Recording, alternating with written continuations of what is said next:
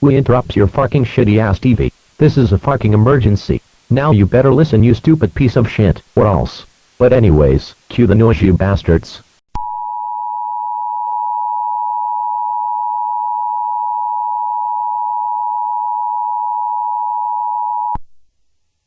The following message is transmitted at the request of who? What the fuck is an EAS participant? And what does it say? Wait, are you shitting me right now? Who the fuck put this message in there? You have got to be fucking kidding me. Why the fuck do I even try? Someone give me a fucking break here.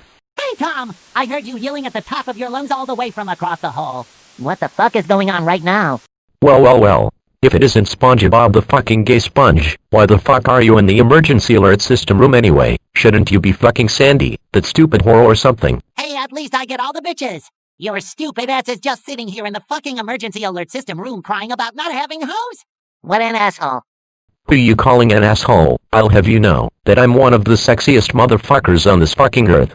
No one can stand up to my sexiness. Not even you, you furry-loving yellow sponge cake head ass.